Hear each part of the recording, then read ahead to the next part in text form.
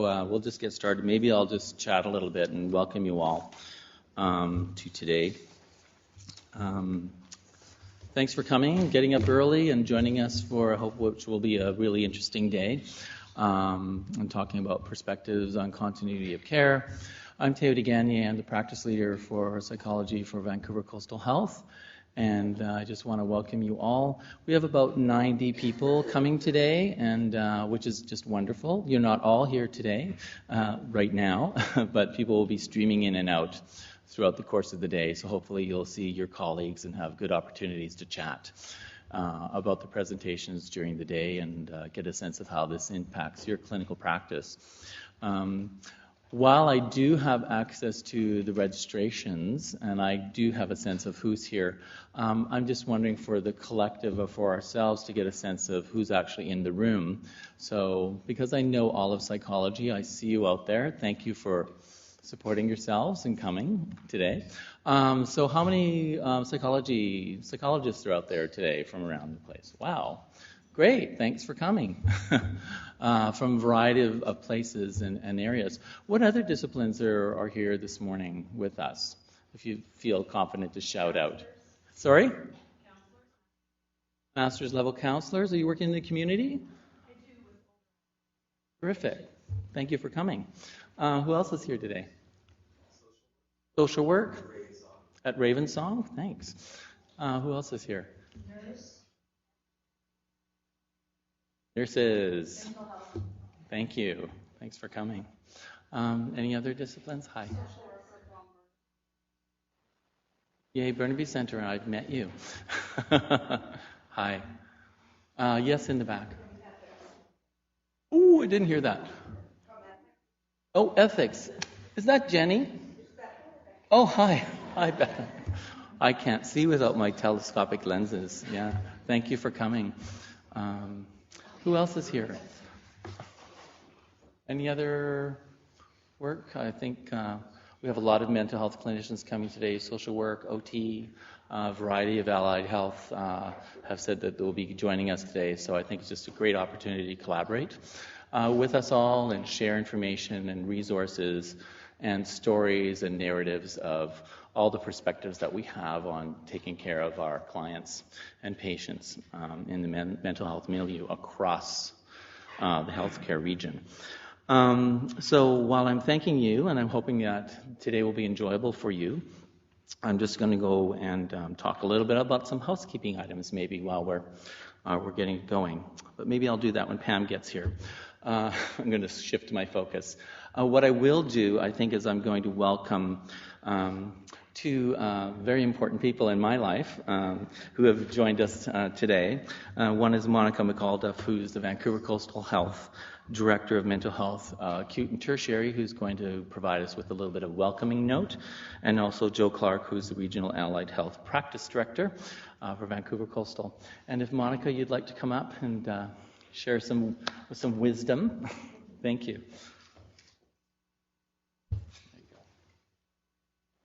Thank you, Teo. I'm glad to be here today and be part of this session. Unfortunately, I won't be able to stay for the whole session, but it is something that I really value, ongoing education and conferences. And I think what's really special about today is we have some fabulous guest speakers, but we also have some in-house expertise that are going to share their knowledge and wisdom. And something that I really want to mention today is we get this great opportunity to hopefully learn some new applications that we can bring back to our work sites. And really, how is that going to impact or change your current professional clinical practice? And I know some areas have more of a formal report back out structure, but if you don't, I would challenge you to talk to your teams so you have that opportunity to share some insights that you have gained today, and really how would that impact your future practice. And I'm quite, and I won't be able to hear this section, but I know that we're hearing from the ministry, Elizabeth Hartney, later today, and she is going to talk about professional best practice and sort of what are the standards. And I know as an operations director, I'm quite interested, and I had the opportunity to chat with her yesterday, because it really can impact the delivery of our care. And as we move forward, we can really operationalize the standards and the research that we know is out there and that the literature supports. And so I think having those conversations and really starting that dialogue with your teams is really important. And it would be something that I would be interested, if anyone wants to email me any information or any insights that they think would improve their sites, that would be great. And I also know that one of our strategic frameworks in coastal health is creating the best workforce. And I think it's great that Teo and his team, the committee team putting on this conference, were able to provide that in-house opportunity to continue to create the best workforce. So thank you for your attendance, and I really hope you guys have a great day. And I think it's probably good that we don't have windows to see the nice sunshine out there. It's Friday and it's the end of the month, so hopefully we can stay here for the whole session, and it's great that you're able to come today and enjoy the day. So enjoy your session. Thank you.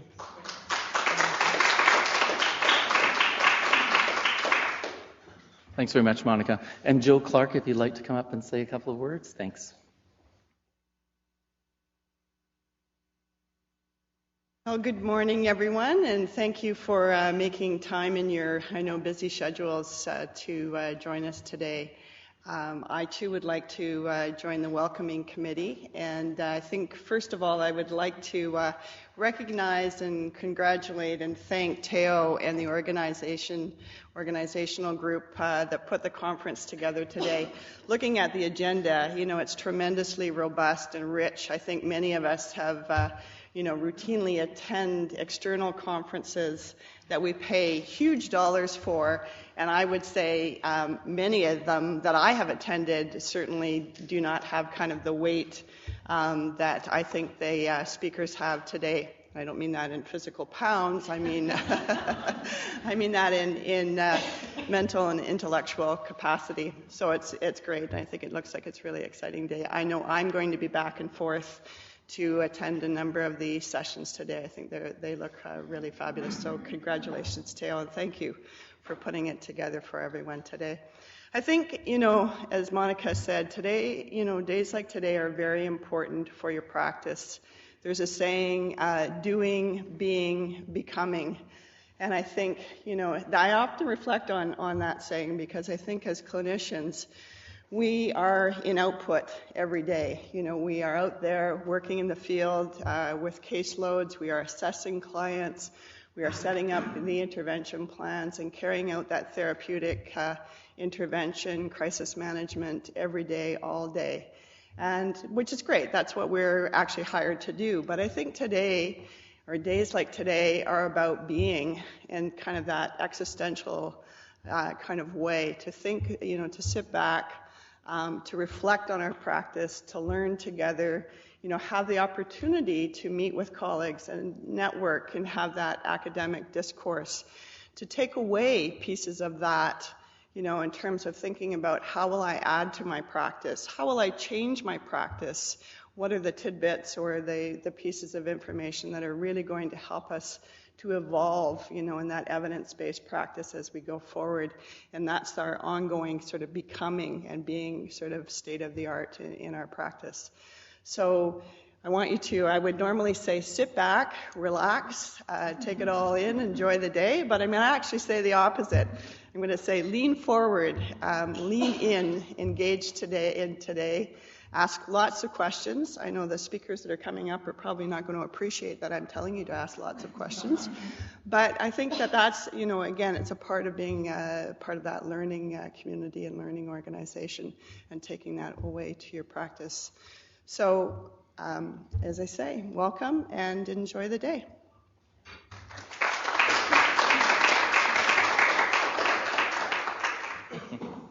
Again, thanks, Joe and Monica, and also thank you all for coming today. Just a couple of housekeeping items before we get started. And Pam is here. Thank you, Pam, flying in from Eugene. Just going to talk a little bit about the schedules and some of the things that are in your handouts today. There is a conference schedule in there, as you've noted. We'll have a coffee break at 10 o'clock, and at noon there's lunch on your own. Please come back at 1 o'clock, where we'll have an hour with William Clark, who's a lawyer in Vancouver, is going to talk a little bit about ethics and regulation and practice for us. At 2:45, we'll have a brief coffee break, and at 3 o'clock, we'll continue with Dr. Karen Grant, who's sitting in the second row. Hi, Karen. At the end of today, I'd really appreciate if you could fill out your evaluation forms, which are in your handouts. It's a yellow sheet, and just give us a sense of what you thought of the day, for what part of the day that you could be here, because I know that people have busy schedules, and as Joe said, people will be coming in and out during the day, and we welcome you to participate and be part of whatever part of today you can be part of.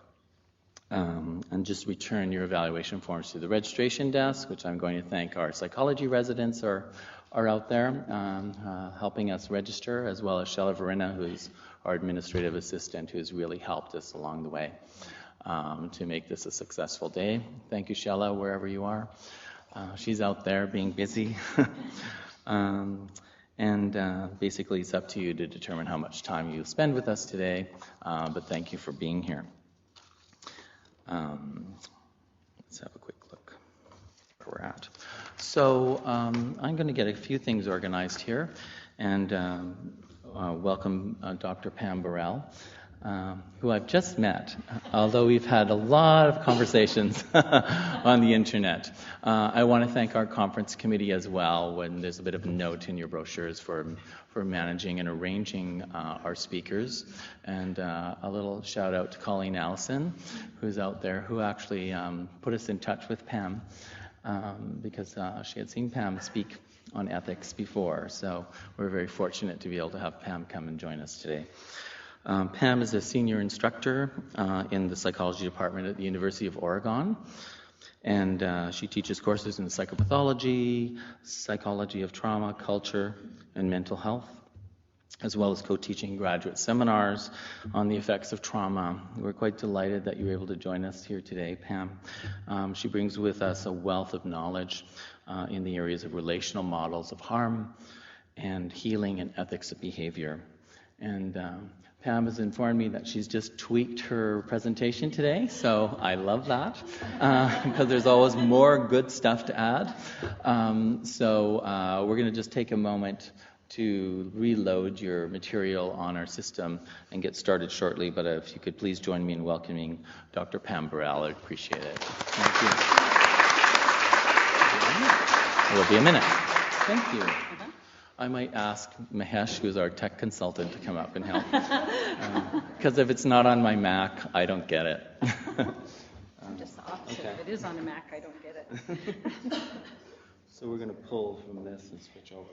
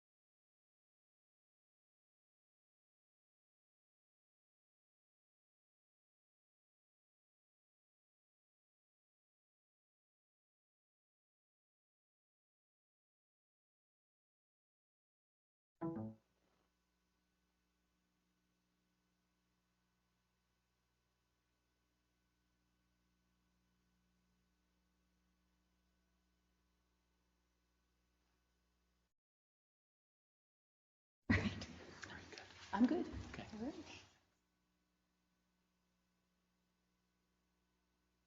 Oop, don't take that. Don't take that. I'm just going to take this. Just give you a little sign. Okay, I'm pretty good. Hello, everyone. Thank you for having me today. I will have to admit I was a bit surprised to be asked.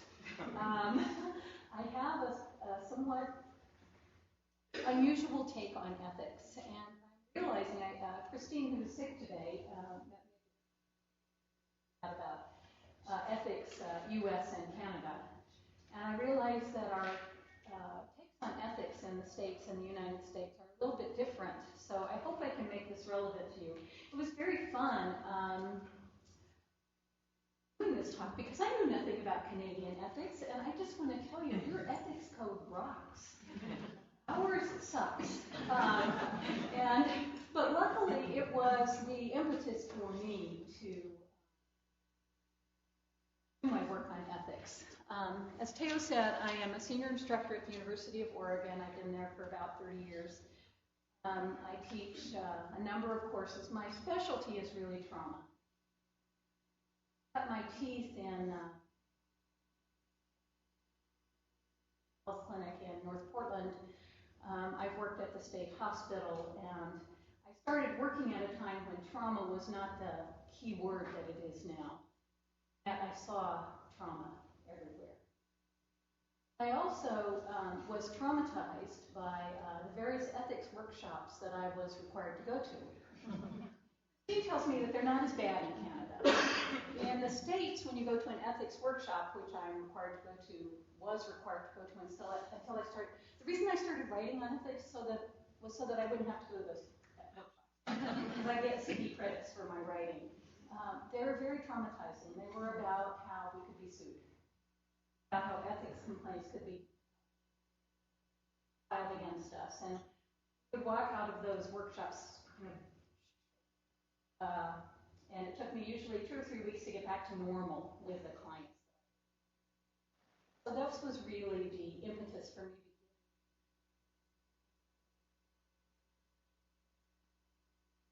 A little bit different take on ethics. Academic and a bit philosophical today because that's who I am. But I also have a lot of clinical experience.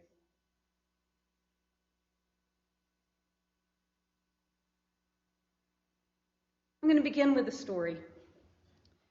And the story is of someone whom I will call Nancy.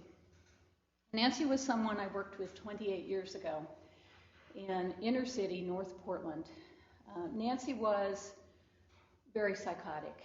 Nancy was, I really didn't know if I would be able to work with her the whole year of my internship because she was so eminently suicidal the whole time. Threatened her suicide plan, and she wouldn't tell me. Her suicide plan was to jump off an I-5 overpass. It sounded fairly lethal to me.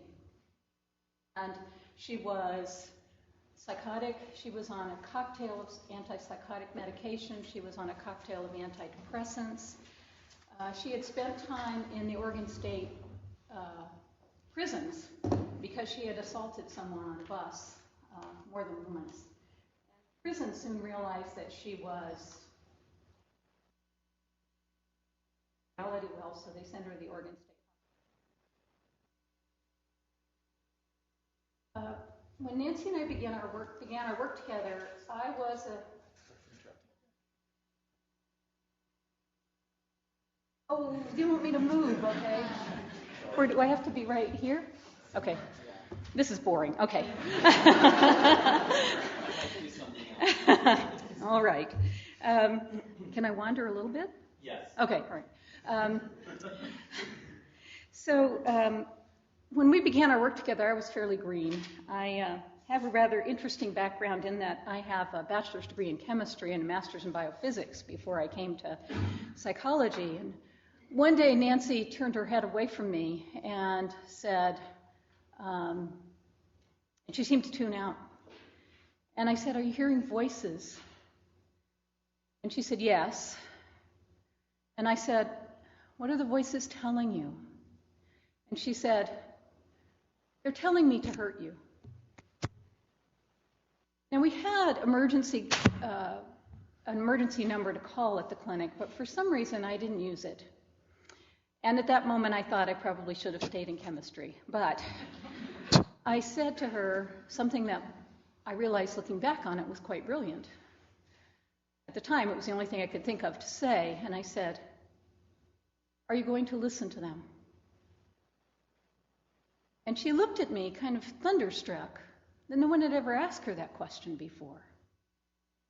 She said, after a pause, a long, nervous pause, "I guess not." And that was the first time she'd realized she didn't have to do everything her voices told her to. I was her first experience in psychotherapy. We worked together for that year. She had an extremely traumatic past, as you might imagine, physically, sexually abused, a mother by her father, a mother who wasn't there. And so because we just had the year, we had to set very, very limited goals for the year. Nancy was afraid of relationship. She was afraid of people. She had been, and I'm going to use this word a lot, she had been betrayed in every close relationship that she had had. She was extremely frightened of being betrayed by me. So we worked slowly and carefully, and here's our goal. Our goal was, at the end of my internship year, we would give each other a hug. That was the goal. So we worked all year. She told me some more about her past, what she could remember.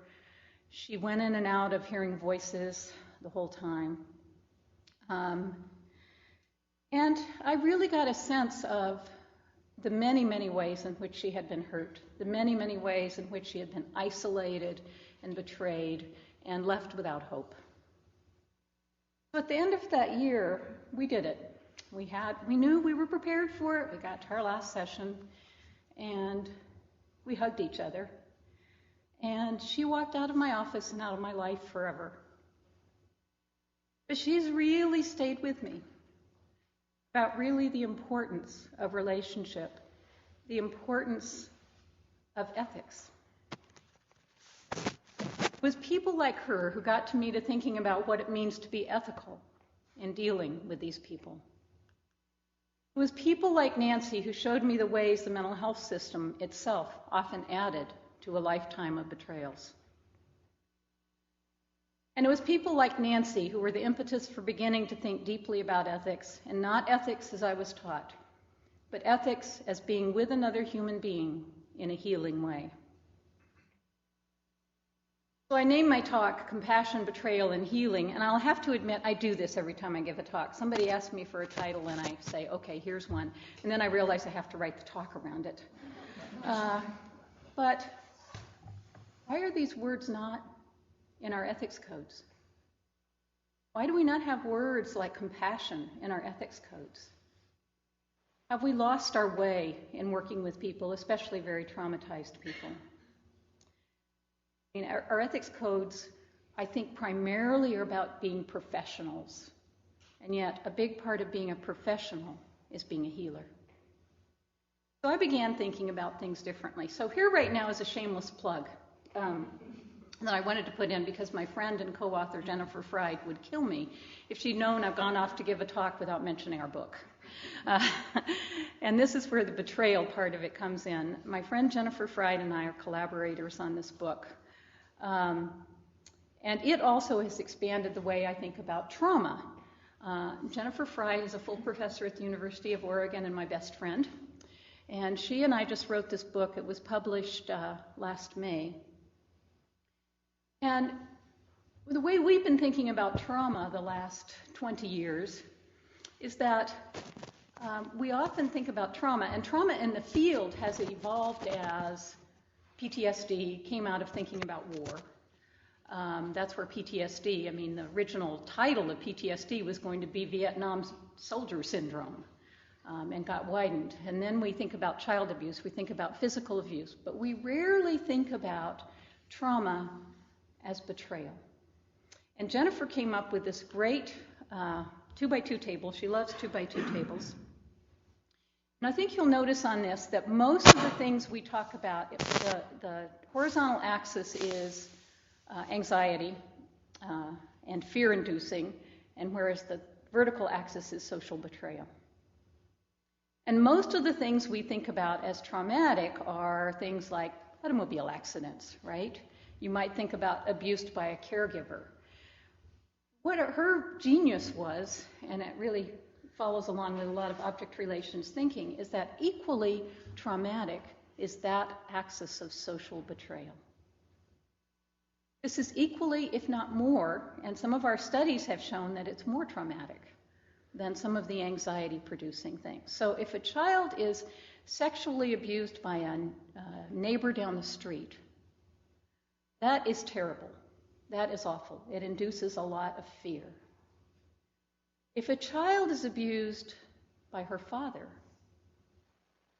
perhaps groomed very carefully, so that there really is no fear, that is also a trauma because it is a betrayal.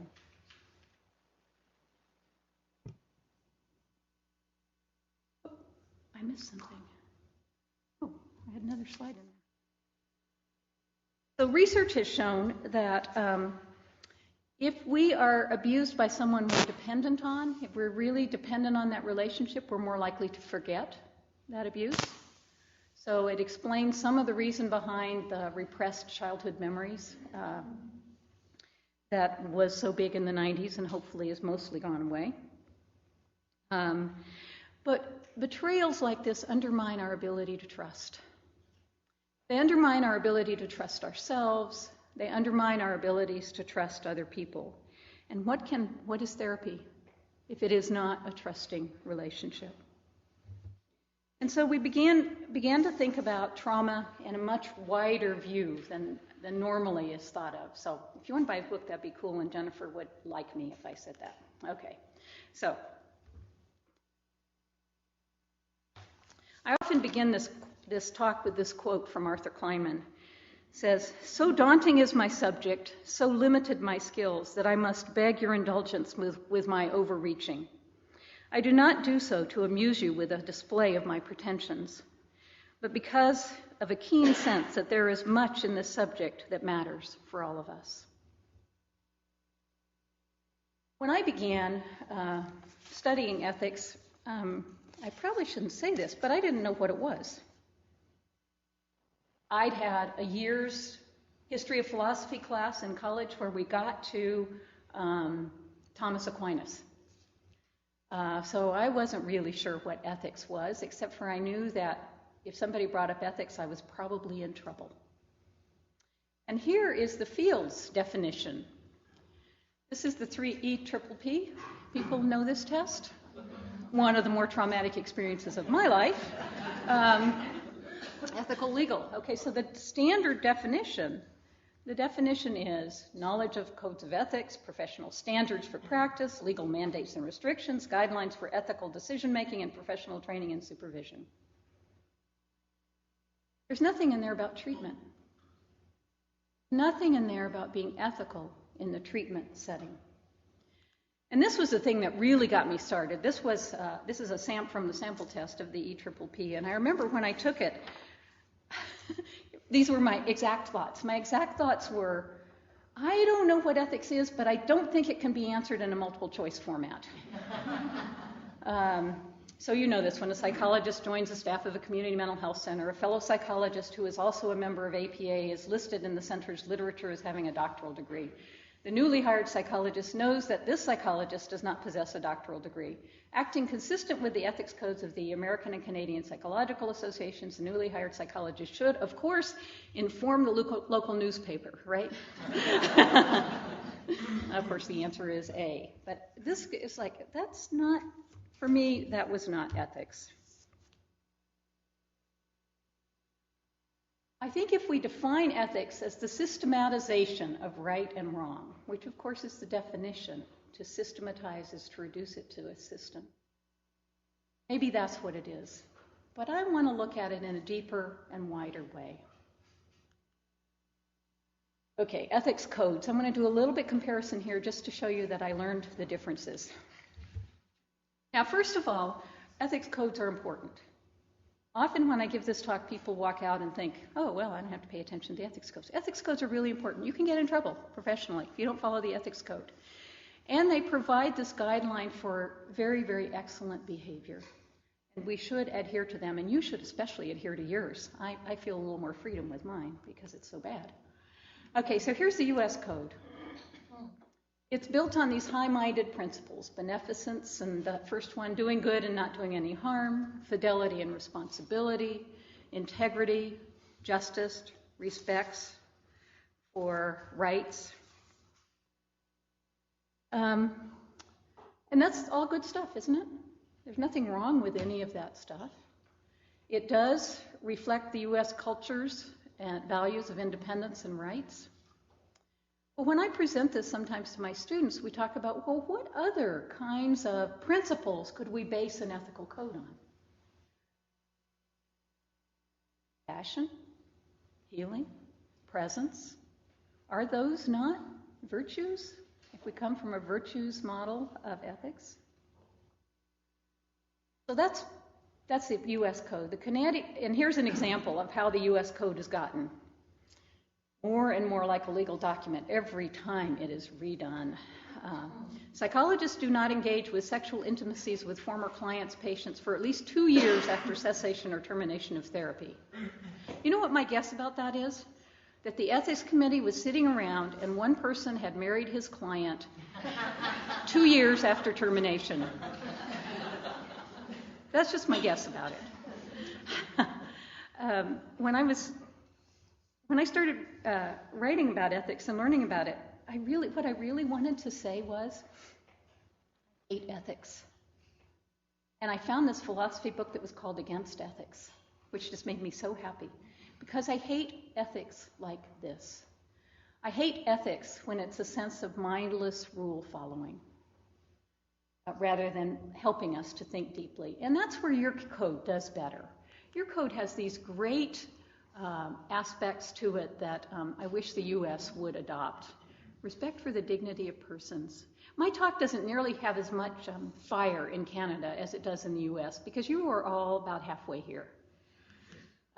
Responsible caring. Now that's a treatment thing, isn't it? Responsible caring. So we're going to talk a little bit more today about what that might actually mean. Integrity in relationships. Very, very important one. And I'm going to talk a little bit more today about what that might actually mean. And responsibility to society. I would say the U.S. code does all of number 4 there. That's our code. Whereas yours is much, much better. But you have things like this. Be acutely aware of the power relationship in therapy, and therefore do not encourage or engage in sexual intimacy with therapy clients, neither during therapy nor for that period of time following therapy during which the power relationship reasonably could be expected to influence the client's personal decision-making. Okay, so you're heading in our direction, so please don't. Please stop there. Okay. That's a good one, because we should be aware of the power in therapy, and that's a large part of what ethics is. So, another thing that, as I said, traumatized me early on was ethics workshops. I really didn't like them. Here's an example of a U.S. ethics workshop. Here's what I was going to learn to do. I didn't go to it. Identify a process for resolving legal and ethical dilemmas. That, again, is something that you all do very well. You have that whole process set up. Find concrete ways to minimize exposure to legal and ethical liability. Right? That's ethics. Use the ethics code as a tool to facilitate ethical decision-making. Identify significant differences between the 1992 and current APA ethics codes relevant to practitioners. Okay, whatever. Understand the specific standards in the new ethics code relate to the practice of psychology. So in other words, be able to answer ethics in a multiple choice format. And it's about following the codes to protect ourselves. We're not really allowed to question it. Well, no, let me take that back. We're allowed to question. We're not encouraged to question it. And actually, I resigned from the American Psychological Association about, probably 7 or 8 years ago, when the ethics code was changed to protect psychologists who were engaged in the torture of detainees. And so there were a number of us that resigned at that time, and I was one of those that did that. It's been changed back, but as far as I'm concerned, it's too little too late. Your workshops, a little bit better, but I worry about them.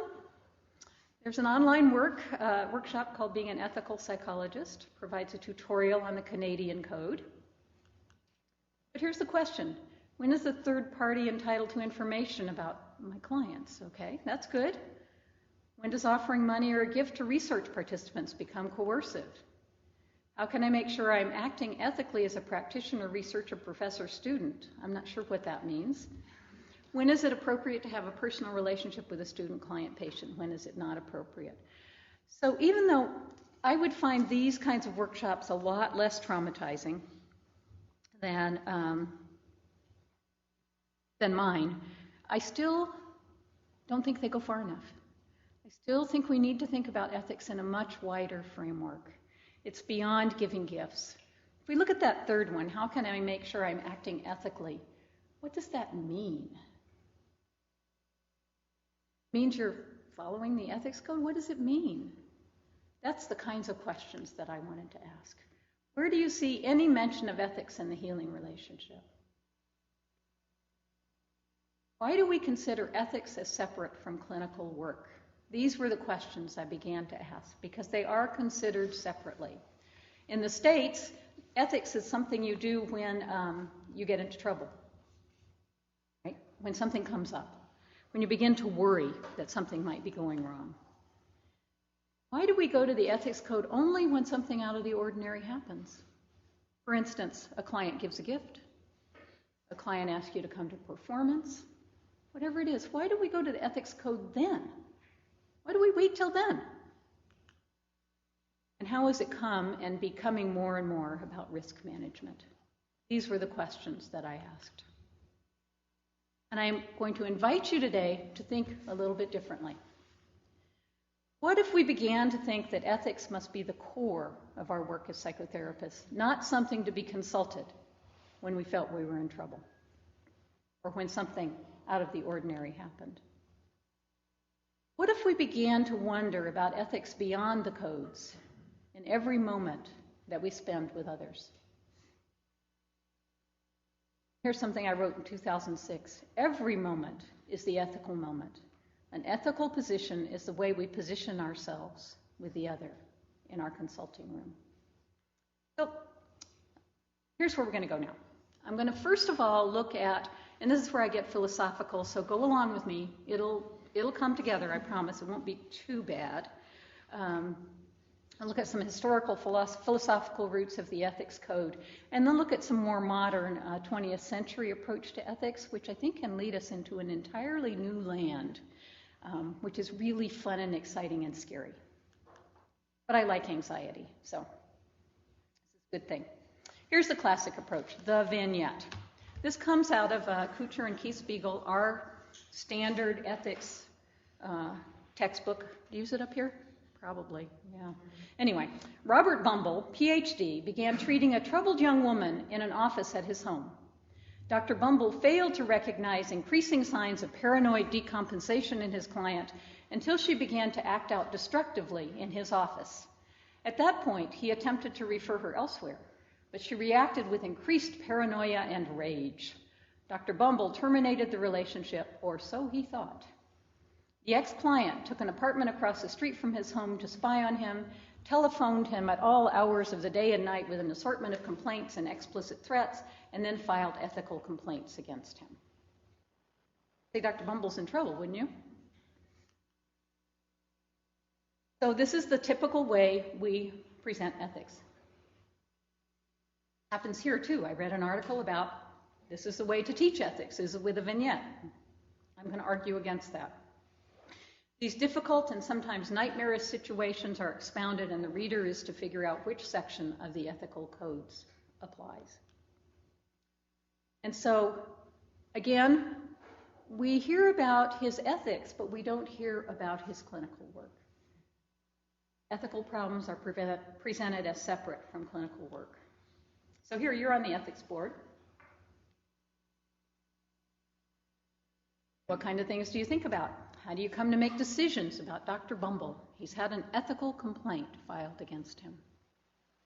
So I'll let you think for a minute. Also, if you want to ask questions, I love questions. So I'm used to a room full of, 200 or 300 undergraduates, so they ask a lot of questions. So think about how you might, you're on the ethics board, which for me, that would be torture worse than hell, but some people want to be on it. You do probably what you do for the studying for the ethics test, right? You look at the ethics code. And what the ethics committee on this one found out was that he had violated 2.01 boundaries of competence. Psychologists provide services, teach, and conduct research with populations and in areas only within the boundaries of their competence based on their education, training, supervised experience, consultation, study, or professional experience. I don't know how many of you have been in a room, as I was early in my career, sitting with a person when they dramatically and unexpectedly changed personalities. Does that happen to anyone here? You ever have any competence with that? I mean, we're thrown into the fire with things like that. Now, of course, you try to get supervision after that, but I think we're incompetent a lot. I feel very incompetent a lot. In Canada, this is the relevant ethical standard.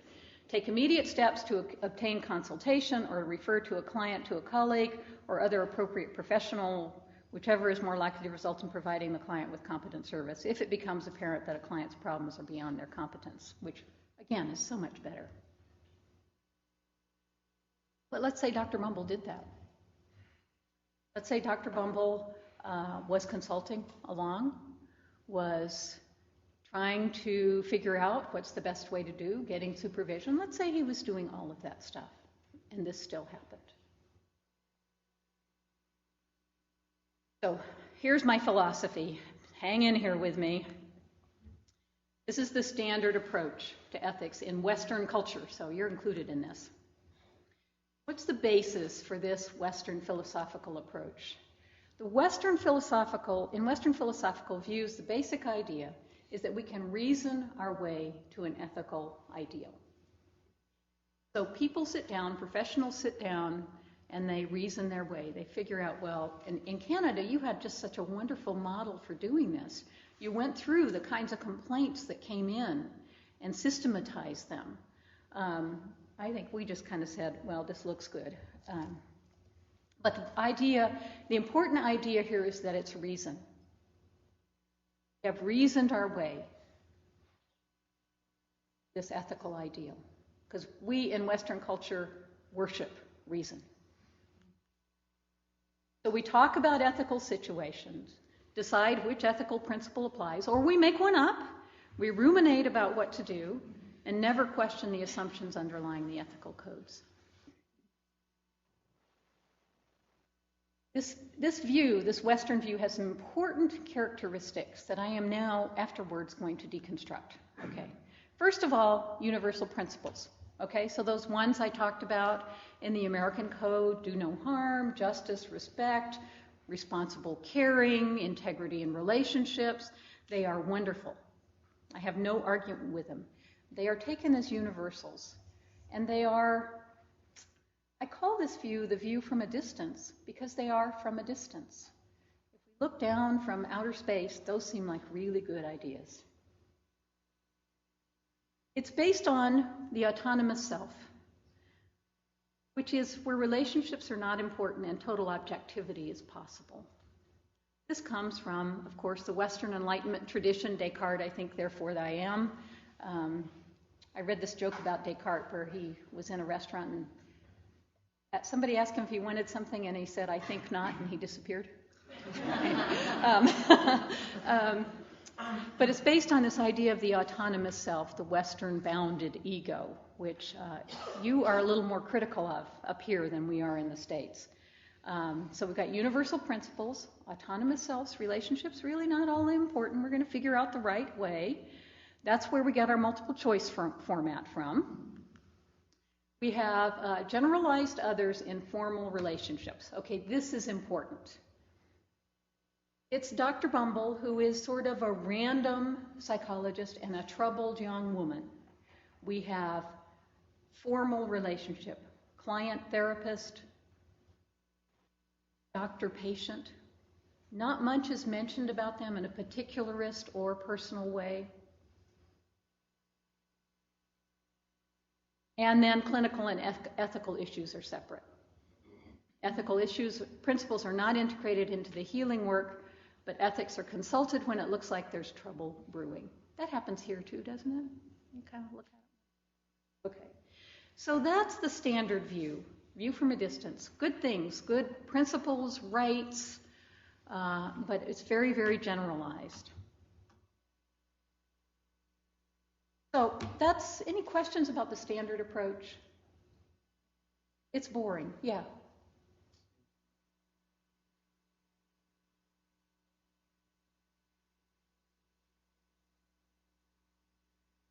That's sort of that's the underlying assumption.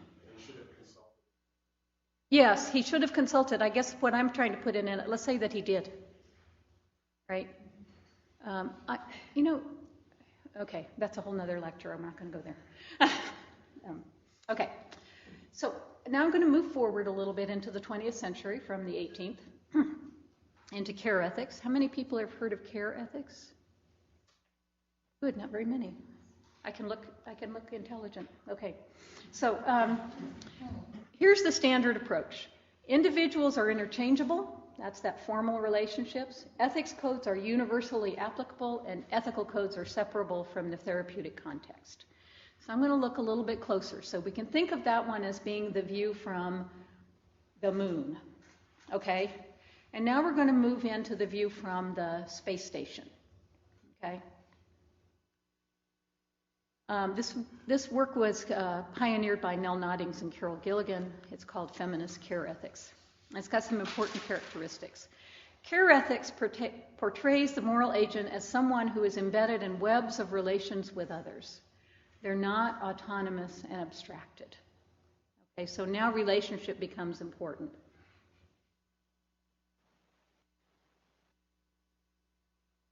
Care thinking is described as narrative, contextual, particularistic, as opposed to the abstract, autonomous, and universalistic ways that standard thinking does. So we would not refer to a client. We would not refer to a troubled young woman because we're interested in the narrative. We're interested in the context. We're interested in what is very particular for each of the people involved in this. And this concept of the generalized other is incomprehensible. They use the idea of the concrete other, arguing, and this is an important view, arguing that the generalized other is a stereotyped other, denying the uniqueness of human life. So go back to the vignette. A troubled young woman. You got a stereotype in mind? Yes, you do, because you're human, and I also studied social psychology, and I know that's how we think. Right? Troubled young woman, you get to know, okay, I know what she was like. Care ethics says that that's unethical, that we need to look at very concrete others, not generalized others. So this was really fun. I decided to kind of rewrite the vignette. So you don't need to read this, I will read it for you, but I wanted you to have it. This is my modest proposal. Robert Bumble, PhD, was treating a troubled young woman named Angela Jacobs in his office at his home. Oh my goodness, the troubled young woman has a name. The relationship between Dr. Bumble and Ms. Jacobs had been uneasy. Dr. Bumble felt that Angela was, quotes, putting him through his paces, as he told his colleagues. He had diagnosed her as borderline personality disorder. During one particular session, Angela started asking questions about his personal life that Dr. Bumble found intrusive. He was somewhat uncomfortable and angry, and it had been a long day and a busy practice. He was tired of dealing with Angela.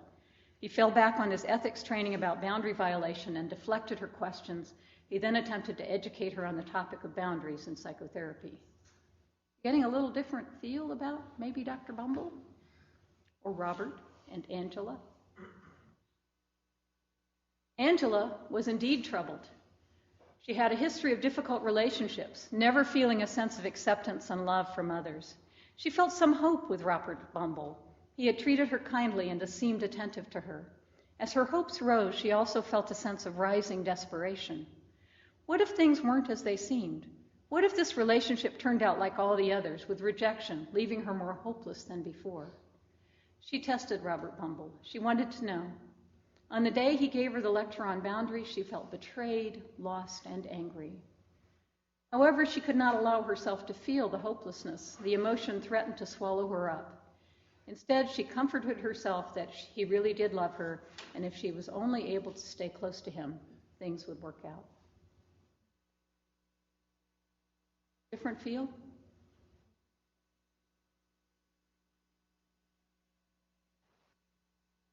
So adding this particularity and relationship began to change our view. There might have still been trouble in Dr. Bumble's office. There's always going to be trouble in psychotherapy if you're doing a good job, even with the perfect attention to these momentary ethical concerns. But this is an illustration that getting closer view might bring about ethics more into focus. It also brings into focus our ability to be truly present with the suffering of another and highlights the importance of self-care. It had been a long day in a busy practice, and Dr. Bumble was tired. One could argue that that wasn't ethical, if he's not taking care of himself. So this really highlights how important it is to be present, be with suffering, and to be with caring, self-care and care of the other. But I'm not done. This was the hardest part of my work. This is where I'm really overreaching and not trying to impress you with my pretensions. But Emmanuel Levinas, the very important philosopher of the 20th century, he's going to bring us full circle so now we'll maybe know what it is to be ethical in a clinical setting.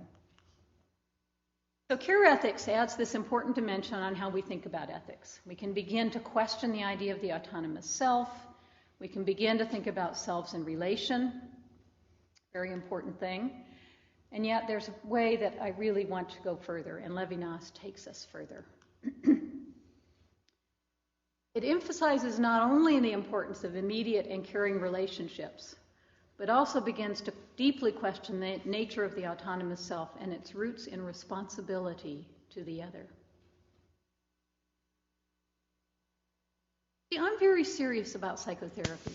I think it's a very serious and even, I would say, sacred thing, that we are in responsibility to the other when they are in our office. We have an immense amount of power. Emmanuel Levinas himself was a Lithuanian Jew who lost his family in the Holocaust and was himself a German prisoner of war. One of his most important ideas, and looks really like gibberish, is ethics is prior to ontology. What that means is ethics must be prior to knowing. Okay, that's the opposite of the Western view. The Western view is, okay, we've got some information, we'll figure it out. Levinas says we have to start in our responsibility to the other. So ethics for him is situated in an encounter with the other in which the other cannot become an object of knowledge or experience, but must remain subject. That makes sense to you? Must remain subject. We can't reduce the other person in our room. The demand of the other, according to Levinas, is do not kill me.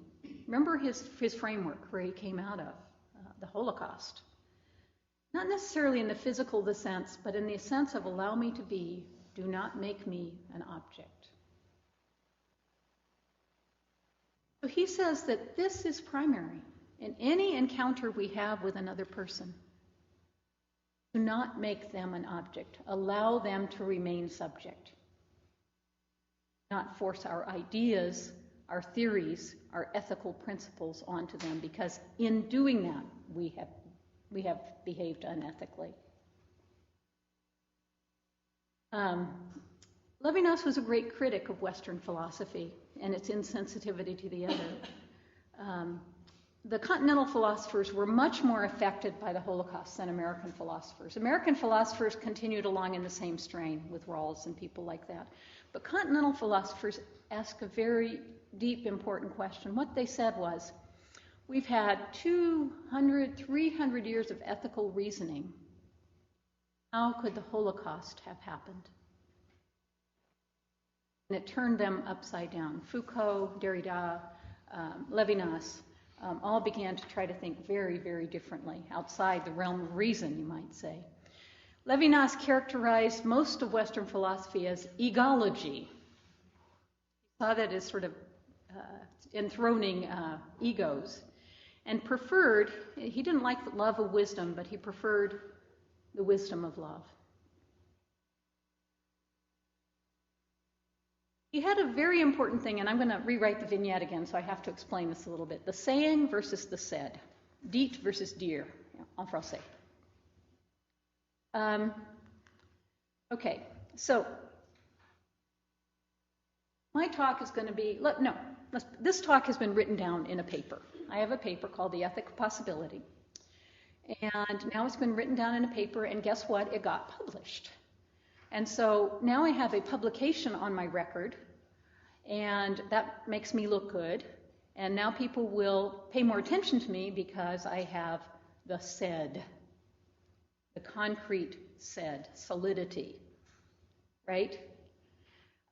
Whereas we forget the aliveness of the saying.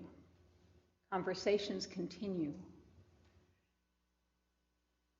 Imagine the difference between writing client notes. Let's say you've had particularly profound experience with one of the people that you work with that's left you both open, left you both very much affected. Okay? Have you all got something like that? Where you just felt, this is why I do this work? Yeah? Okay, now write your case notes. That's the said. Did you capture what happened in that session? You didn't come close. And yet your case notes are what get you paid. Okay, so Levinas also has an important concept called totalization, very important one. Totalization, according to Levinas, occurs whenever I limit the other to a set of rational categories, whether they be racial, sexual, and I added diagnostic or otherwise. The other thing that I love to do, and I do quite well in my classes, is completely destroy the DSM. Well, I won't get started. But what Levinas would say is when you diagnose someone, you've totalized them. You've put them in your framework. Put things on them that aren't theirs. You have killed them, what Levinas would say. What he says, it occurs whenever I already know what the other is about, before the other has truly spoken. If that's not diagnosis, I don't know what is. If ethics presupposes the real other person, then such totalization in itself will be unethical.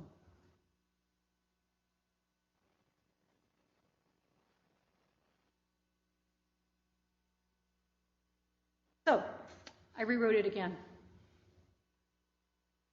Fun. Another modest proposal. Okay. Robert Bumble, PhD, was treating a troubled young woman named Angela in his office at his home. The relationship between Dr. Bumble and Angela had been uneasy. During one particular session, Angela started asking questions about his personal life that Dr. Bumble found intrusive. He was somewhat uncomfortable and angry, and it had been a long day and a busy practice. He was tired of dealing with Angela. Yet he recognized the total responsibility that he owed her.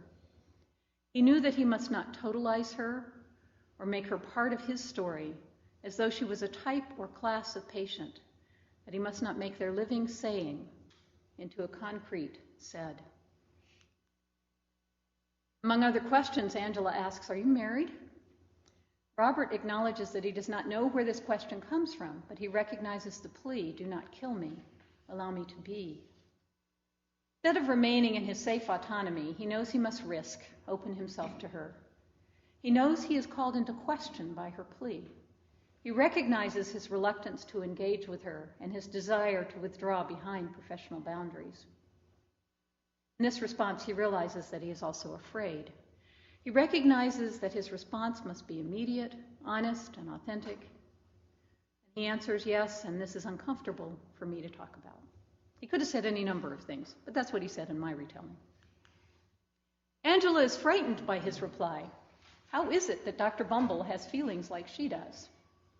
How is it that he is uncomfortable? Angela's self that is constituted in her responsibility to Robert is mobilized, and she is not sure what to do or to say. She wants to totalize him, make him one of the many rejecting figures in her life, but somehow his vulnerability stops her. Nevertheless, she does respond with anger and feels betrayed by him. He acknowledges her feelings of loss and tries to understand them. As he does so, he finds he understands Angela at a much deeper level than her pathology, and feels that in doing so, his universe is expanded.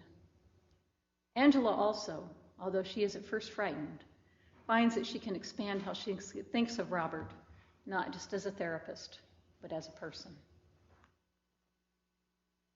This brings me to the idea of listening as an ethical act.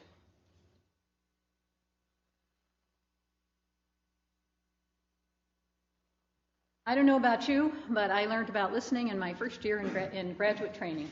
I learned about Carl Rogers. Everybody get Carl Rogers? How important listening was. Warmth, empathy, and genuineness. I wrote a paper on it. I still remember it. And how effective listening was. And so we thought about listening as being an effective thing in therapy, but what about an ethical thing in therapy?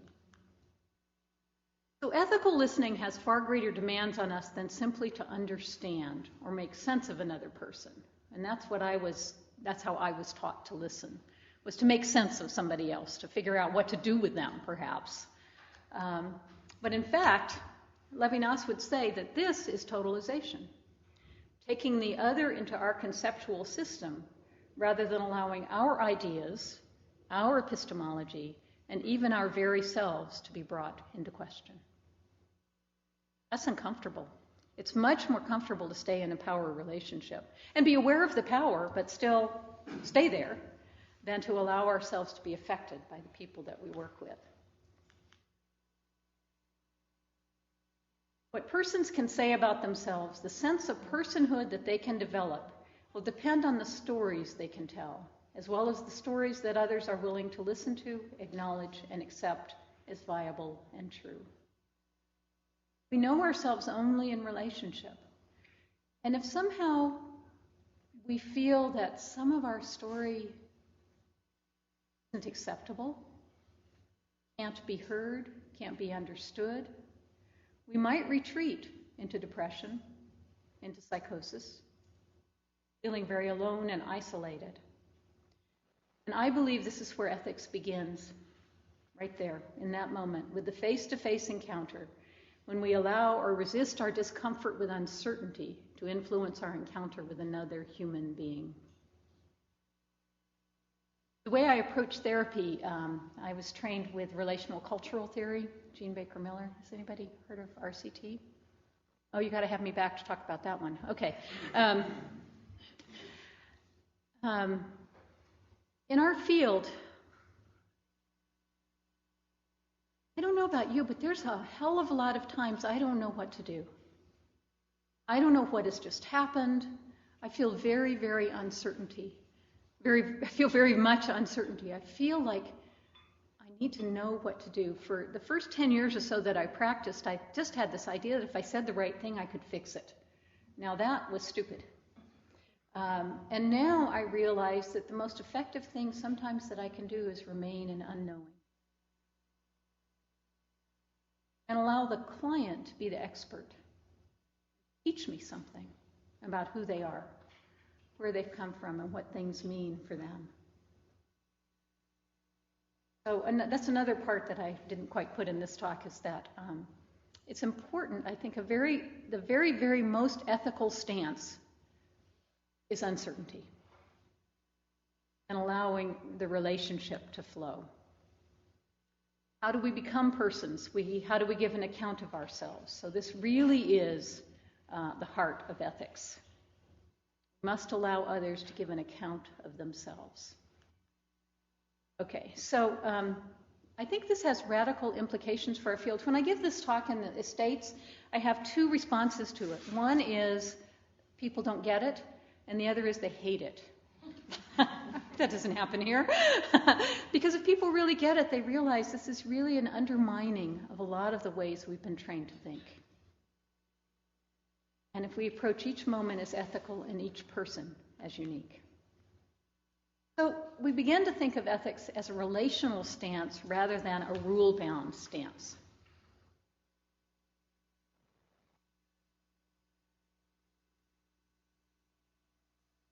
This is from Levinas. He says, thus ethics is no longer a simple moralism of rules which decree what is virtuous. I love how he talks, but I had to learn to love it.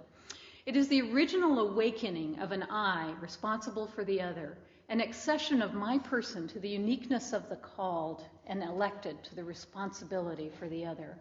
And this part I really love. The human I is not a unit closed upon itself, like the uniqueness of an atom, but rather an opening, that of responsibility, which is the true beginning of the human and of spirituality. In the call which the face of the other man addresses to me, I grasp in an immediate fashion the graces of love, spirituality, the lived experience of authentic humanity.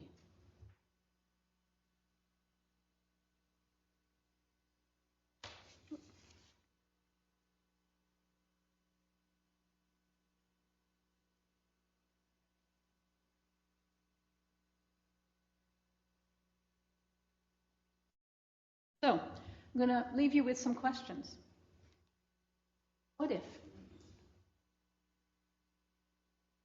What if we no longer see ethics only as a set of rules to follow, but also as an attitude and a stance toward the suffering of others? One interesting thing to me, and this came about when I was writing my second paper on ethics, is that where in the DSM do you see the word suffering? Or the ICD, for that matter. Not there. We've medicalized it. We've called now things like suicide a symptom of depression rather than an act of human despair and suffering. But what if we began to see ethics as an attitude and stance towards suffering?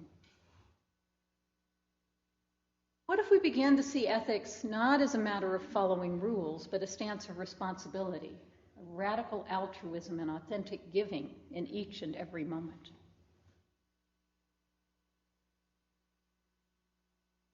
What if we see ethics as a way to approach each and every moment that we meet with people? Not just clients, but everybody. Again, these are just some ideas. We might begin to face the suffering of others and be willing to enter into the realms of uncertainty and relationship, for the true ethical relation resists rational certainty and rests on uncertainty. And I love this quote, in the perilous adventure of forever insufficient knowers, sacrificing their certainty and even their control for understanding. Might be able to bridge the space between justice and rights and that of love and compassion.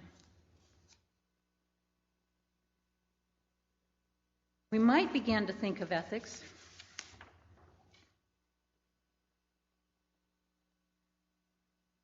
as an ethic of possibility. I'm going to end with another story. Back for a minute, This is another story of a woman that I worked with who was also, one of my colleagues deemed her remarkably psychotic. And I'll read you what I wrote about her. Her name was Sissy, and she thought she was a unicorn. And she and I spent weeks talking about unicorns. She drew them, she collected them, she talked in a somewhat disjointed way about what it was like to be one. And it became clear for me that for Sissy, the unicorn represented that part of herself that had to flee the world in the wake of an abusive father and a psychotic mother. Although Sissy was maintained with neuroleptic drugs, it was very difficult to call her back to an outside world that had been nothing but painful. In psychology's traditional discourse, the case of Sissy is well understood. She had been diagnosed with schizophrenia and was beginning the standard treatments of drugs and supportive psychotherapy. There's no ethical dilemma here because no ethical breaches have happened. I would argue, however, that if that is all there is to therapy, then ethical standards are being breached. The ethics of immediacy of the face-to-face encounter raises questions like these. What is going on in each moment? And how do I remain open to the face of the other, no matter how crazy it might seem, and perhaps terrifying? How do I listen so as to allow Sissy to come into the world without taking her into my conceptual frame? If we allow our ethics to be a living thing rather than a codified one, if we dare to let every moment be alive with care and compassion, if we refuse to totalize others and try to trap them into our concepts and stereotypes, perhaps we can confer on them the possibility of being. And this was a poem I ran into right after Sissy, she got raped and was reinstitutionalized, which was very sad. The Rilke poem. This is a creature there has never been. They never knew it, and yet nonetheless they loved the way it moved, its suppleness, its neck, its very gaze, mild and serene. Not there, because they loved it. It behaved as though it were. They always left some space, and in that clear, unpeopled space they saved, it lightly reared its head with scarce a trace of not being there.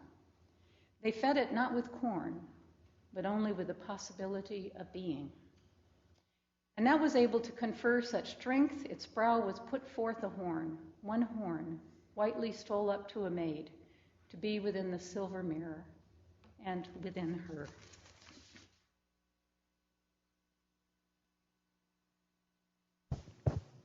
And so this brings us back to the vignette. How can we help those in need of our help without resorting to totalization, to the unilateral use of power? Perhaps the only thing we can do is to be in relationship with them, to stay connected with them and with their pain. Will they still suffer? Perhaps. Some things cannot be fixed. Then what's the difference and what's the use? Well, hopefully they are no longer without hope and without connection. We can begin to hear them to speech. Close with James Carse. A creative listener is not someone who simply allows me to say what I already want to say, but someone whose listening actually makes it possible for me to say what I never could have said, and thus to be a new kind of person, one I have never been before and could not have been before this truly ethical listening. Thank you.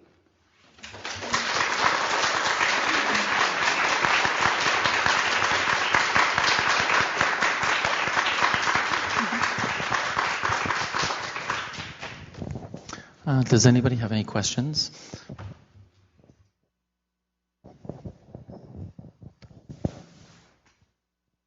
Sorry, it's more of a comment than a question per se. I just really loved everything that you had to say. And thank you, because I think, for me, you've really helped us to understand the difference between what I would call risk ethics and care ethics. Mm-hmm. And I think that, as you very aptly said, there are times when we have to put the risk ethics aside to really get into the care ethics. And I think of it, I was thinking of a metaphor while you were talking. It's like, in therapy, we're on a journey. And, if we're going out on a boat, for example, with an individual, the risk ethics are the discussion that you have in the boat. These are the rules of engagement right. that we all adhere to. But now we're getting into the water. Yeah. And in that water, which is, the therapeutic context, there are going to be times, as you've said, I don't think there's anyone in the room that hasn't had that moment in a therapeutic relationship or interaction where a client did take a quick turn. And I would see that in this metaphor as taking the deep dive. Yeah, deep dive is a good one. And I would say, too, as a clinician in that moment, it's very frightening because you're thinking, what do I do here? What do I say? And I think what you've helped me to understand in the care ethics is that that's the moment where it becomes human to human, person to person. Absolutely, yeah. And that's what's healing. The care ethics just say, you take the dive with them. And, it may not be about what you say at that point, but you stay engaged and you take the dive, as opposed to, I think, going to our default place sometimes, which is the risk ethics, which would tell us swim to the surface. Yep. Get out of here, protect yourself, and again, kind of that missed opportunity and betrayal that, can sometimes happen. So thank you very much. I just think it was a great framework and very helpful. Any other comments or queries? I'll zip upstairs. I think they'll let me wind her away now. Okay. Teo having his Phil Donahue moment, but only he and I probably know who Phil Donahue is. But anyway, I just wanted to say how much I enjoyed your talk. It was incredibly helpful, and I always appreciate having a relational approach to anything, and particularly to ethics. This was, again, just more of a comment. I think the challenge that we face, and I'm sure it happens in the U.S. just as it happens in Canada, is that we work within the context of a system that totalizes everyone. All of us, I imagine, in some form or the other, have had the experience of being a patient. And so we know what it is to be totalized. The challenge we have, I think, always is that without the totalization, it's very hard to get care. Meaning that what your diagnosis is basically dictates your access to, to treatment, to care. So our challenge, I think, as psychologists, perhaps as any other care provider, is to work out how do I maintain this kind of respectful stance with my patient, kind of the ethical listening that you're describing, in the context in which we all work, which is not one that supports taking the time, having the space to develop healing relationships. We often have very little time for people who have so many barriers to trust, to allow them to breathe and to just work out all the relational issues that they might have with you. So I was just thinking, reflecting on my own practice and realizing that over time I've just tried to become more and more transparent with the patients about the framework in which we're providing care, that to not own the totalization that comes with the experience, meaning the diagnosis does not equal you. This is the only way we have of describing what's happening for you so that we can help you navigate this unfortunately often invalidating system that we're, kind of all faced with. But it's still, I guess, thinking about what you're saying doesn't always, maybe even rarely, feels ethical. But it is what it is. Yeah. And so that's, it was just something that I was reflecting on when you're talking, because I work with lots of traumatized women. And, so the reifying of the trauma, it happens all the time. And just as they're starting to get comfortable in the relationship, we have to end because there's no more time. I know. So it's an incredibly difficult situation that we're facing as the complexity and acuity of our patients increase, to say, provide them with that space to do this type of listening. But, having that opportunity to just acknowledge that that's the challenge that we face is helpful. Thank you. Yeah. I totally agree with you. I've been there, done that. It's very difficult. My friend Jennifer and I have, because we work a lot with abuse and with trauma, we finally helped ourselves feel better by thinking, okay, we're going to think of a 100-year plan. In 100 years, things are going to be different. And we're going to start now by what we can do. And that kind of helps us give a perspective when we feel like, it's all shit. Thanks. We have time maybe for one question. Thank you. That was very thought-provoking. My question was more about the earlier notion, this idea of the personalized, more relational framework seeming somehow at odds with the idea of certain universal ethical principles, or that inherent within having those is the notion of an autonomous self, kind of stereotyping and all of those things, which I'm not sure I necessarily could see. Because are we saying that there aren't universal ethical principles if we follow this, and that each relationship actually exists outside or unique of any other? I don't think I'm saying that there aren't there, but I think we have to have both and. I mean, that's the problem with Western thinking, right? Things are always either or. And so that's why I say there's nothing wrong with the ethical codes unless you use them just for risk management. So I think it's a both and. Those are very, very important, and and they're also not at the same time. It's a stance of knowing and not knowing that's so hard to be in. But it's a lovely place to live in if we can find our way there.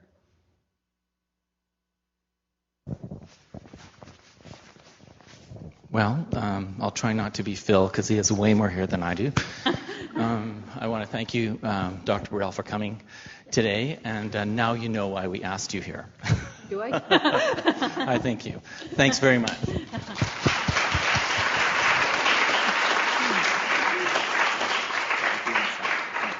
We're going to break for a little bit of coffee and whatever we might have outside. If you'd like to just take a break and come back in about 10 minutes.